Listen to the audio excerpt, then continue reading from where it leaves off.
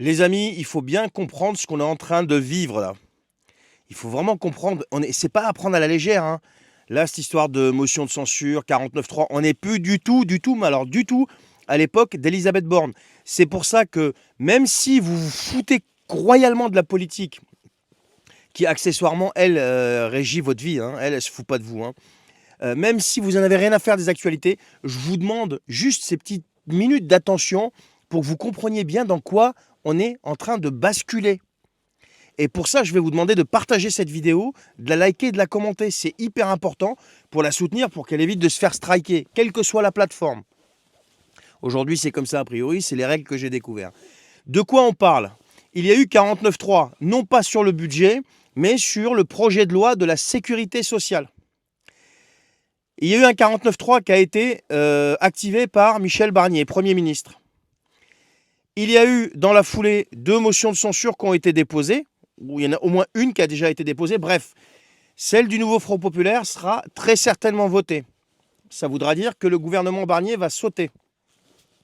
Le gouvernement Barnier va sauter. Qu'est-ce qui va se passer? Il va falloir que le président, normalement, nomme un Premier ministre ou alors démissionne ou je sais pas quoi. Donc là, on va voir dans cette vidéo quelles sont les 3 options à disposition du président de la République et pourquoi il y en a une qu'il risque de privilégier et de laquelle je parle depuis des mois.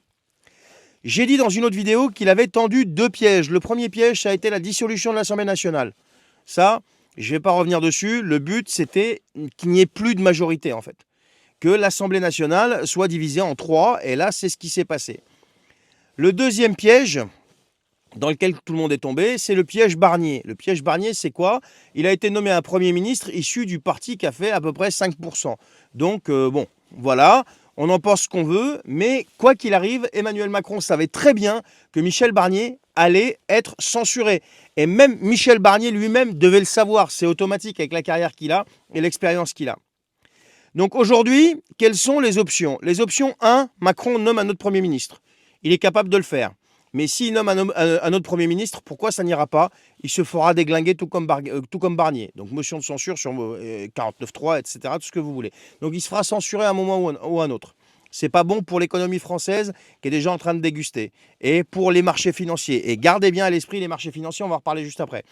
2, Macron démissionne. Si Macron démissionne, c'est chaos complet.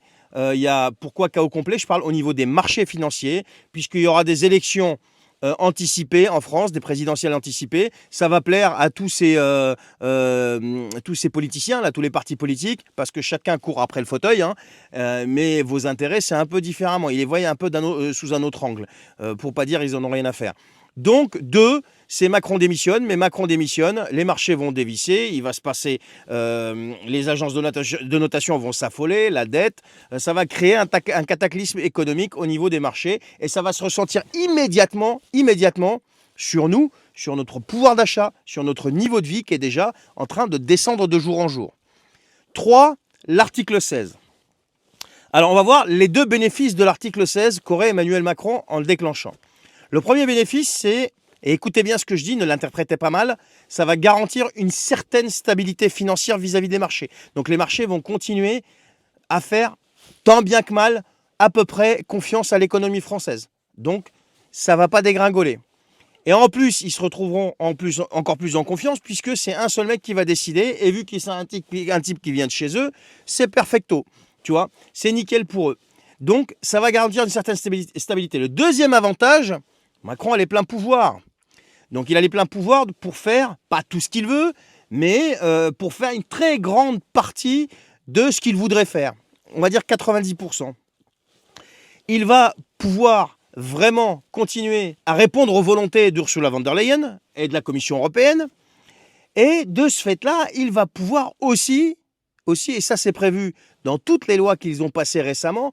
Rappelez-vous quand on a parlé de la loi de programmation militaire, quand on a parlé de tout un tas d'autres lois qui leur permettent des réquisitions, etc., etc. Donc il va pouvoir bloquer des capitaux. Il va pouvoir saisir des capitaux, des épargnes, etc. Donc ils pourront, si le besoin s'en fait sentir, s'il y a un besoin, je ne sais pas comment ils ont appelé ça, un besoin périlleux ou je ne sais pas quoi, où la nation est en danger. Enfin bref, il va pouvoir faire ce qu'il veut. il va pouvoir faire ce qu'il veut à ce niveau-là. Donc, ça va encore rassurer les marchés. Mais par contre, les marchés, étant donné qu'ils n'en ont rien à faire des Français, de leur niveau de vie, etc., ça va bien se passer pour eux. Mais c'est vous qui allez déguster. Et c'est pour ça que je vous dis, des 3 possibilités, nommer un Premier ministre, ça ne va pas le faire, puisqu'il va se faire dézinguer. Donc, les marchés vont continuer de s'affoler. La deuxième possibilité, Macron démissionne, ça va affoler les marchés, puisqu'il y aura une présidentielle anticipée, et ils seront dans l'incertitude, et ils détestent ça, l'incertitude. Et 3, donc ça va affoler aussi les agences de notation, et ça aura une conséquence directe sur la dette, donc aussi sur votre niveau de vie. Et 3, eh bien, la seule option aujourd'hui qui serait à peu près viable et qui garantirait d'une part une stabilité financière et d'autre part surtout la possibilité pour Emmanuel Macron de faire ce qu'il veut et de se plier à tous les désirs d'Ursula von der Leyen, c'est le déclenchement de l'article 16 de la Constitution qui va lui conférer les pleins pouvoirs. Alors bien sûr, ce n'est pas ad vitam aeternam, mais ça lui conférait quand même les pleins pouvoirs et pourra, pendant ce temps-là, faire à peu près, on va dire 90% de tout ce qu'il souhaite. Voilà. Donc c'est pour ça, les gens, que je vous disais depuis des mois que ce type, il ne vise que l'article 16. Et tous les stratagèmes qui ont été mis en place, là, soi-disant redonner la parole au peuple ou je ne sais pas quoi, ce n'était que pour ça. Et là, on n'a jamais été aussi près que des pleins pouvoirs qui seraient attribués à ce type. Bon courage et félicitations à toutes celles et ceux qui ont voulu éviter le chaos et qui ont voulu éviter le racisme, le fascisme, la xénophobie et toutes les conneries marketing qu'on peut entendre. Allez, partagez cette vidéo les amis et à très bientôt pour d'autres informations, pour d'autres actualités qui malheureusement sont de moins en moins brillantes. Allez, salut!